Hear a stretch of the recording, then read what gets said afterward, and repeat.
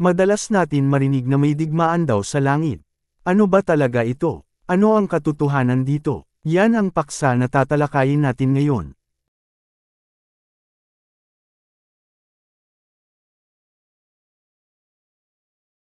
Mababasa natin ito sa Revelation chapter 12, verse 7.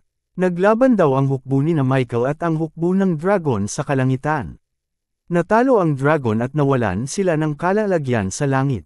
Dito sa talatang ito ay malalaman natin na may mga digmaan pala sa Biblia na hindi gaya ng mga digmaan ng mga tao. Ito ay makalangit na digmaan, o digmaan sa langit. Ito ay labanan ng mga espiritu sa espiritu. Sa digmaan na ito ay nasa panig tayo ni Michael. Dahil kilala na natin si Michael at alam natin na naglilingkod siya sa ilalim ng pamamahala ng kataas-taasang Elohim. Pero ang tanong, sino itong dragon na nakalaban ni Michael?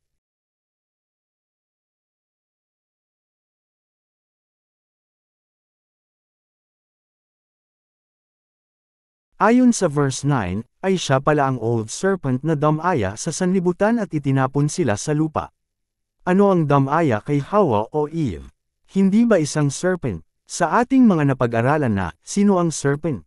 Hindi ba ang mga pinakamalapit sa trono ng Elohim, ang mga seraphim? Kaya may kinalaman ito sa pamahalaan o gobyerno ng Elohim. Kaya hindi po siya si Lucifer o Hillel. Hindi siya ang ruler ng Babylon o ng Tyre lang. Patay na po sila. Ilan lang po sila sa mga itinalagang tagapamahala sa mga bansa. Iba ang tinatawag na devil at Satan dito. Huwag din kalimutan ang mga nakaraan nating napag-aralan, kung ano talaga ang kahulugan ng mga salitang devil at Satan. Kung babalikan sa verse 3, ang simbolo nito ay 7 ulo, 10 sungay at 10 korona. Ang 7 heads ay ang 7 spiritual authorities na itinalaga ni El Elyon dati sa mga Bene Elohim upang pamahalaan ang lupa at mga bansa. Sa Book of Enoch ay sinasabi na may 7 na chief angels o Serem Rishon. Ang mga ito ay sina Oriel, Raphael, Raguel, Michael, Serachiel, Gabriel, at Remiel. Ang kilalang-kilala natin dyan ay sina Michael, Gabriel, at Raphael dahil nababanggit sila sa Bible.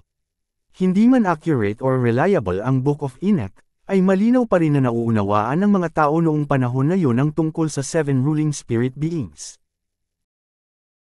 70 ang original nations ayon sa Table of Nations na mababasa sa Genesis chapters 10 at 11 kaya 70 rulers sila lahat.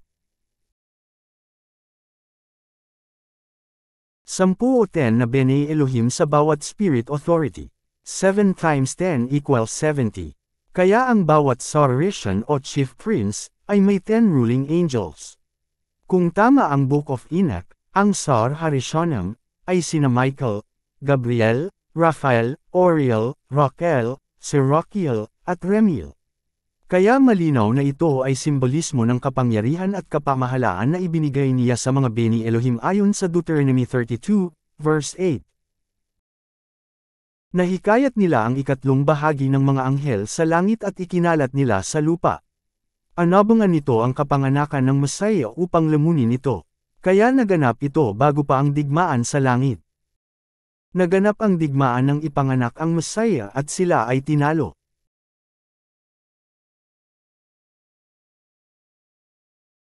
Pero sila ay itinapon dito sa lupa.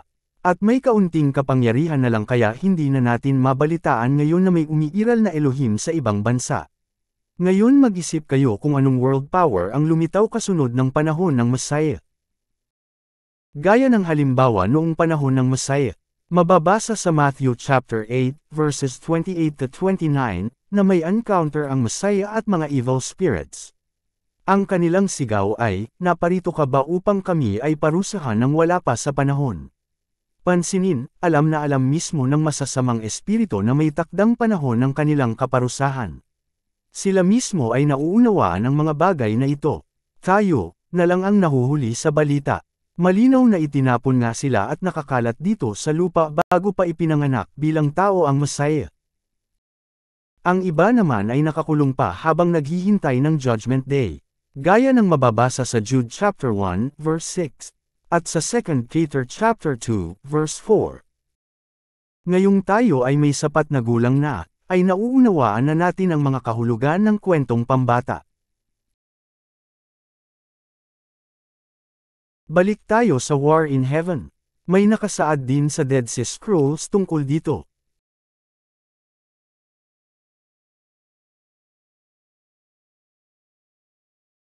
May mga kasulatan dito na tinawag nilang War of the Sons of Light against the Sons of Darkness o War Scroll, at ang isa pa ay ang Songs of the Sabbath Sacrifice.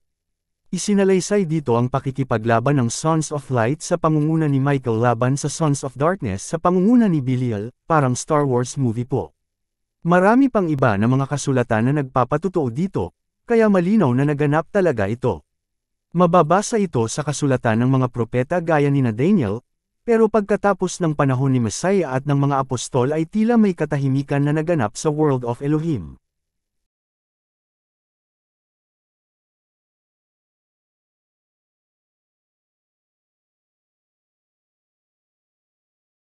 Noong sinaunang panahon, ay ang mga Bene Elohim ang nagbibigay ng kapamahalaan at kapangyarihan sa mga hari ng bansa. Humina ito nang maparusahan ang mga Bene Elohim na ito na ang iba ay pinatay at ang iba naman ay nakakulong. Kaya wala na tayong mabalitaan ngayon na ibang Elohim na aktibo. Maliban sa manik-anakang evil spirits encounters. Nabaling sa emperor worship ang mga makapangyarihang bansa, na dati ay mga Elohim ang nasa likod, na siyang naabutan ng mga historians na sumulat ng mga kasaysayan na binabasa natin at ng ating mga anak sa kasalukuyan. Na bandang huli ay naisalin sa Santo Papa ng Christianity, bago dumating ang modern age, na ating panahon ngayon. Ito ang kapangyarihan na sumakop sa buong mundo na higit pa sa mga nagawa ng mga naunang mga kaharian at kapangyarihan. Kung nagsubaybay kayo sa Origins of World's Governments ay mauunawaan mo ito. Sino ang mga powers ngayon sa buong mundo? Mag-isip na kayo.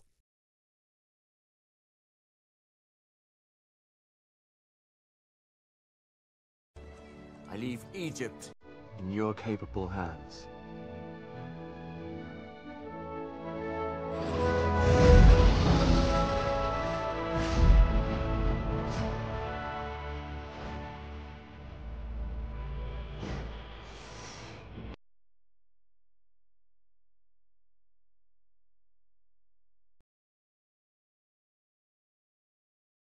Paki-subscribe upang maging updated kayo lalo na sa mga darating pa na mga videos at announcements. Kung inyo pong mamarapatin, ay bukod po sa pag-subscribe, ay paki-like po ang aming video kung inyong nagustuhan, at paki-suyo na rin po na e-share at huwag kalimutan na pindutin ang notification bell. Kung kayo po ay may katanungan po na, at anumang concern ay paki-comment po sa ibaba.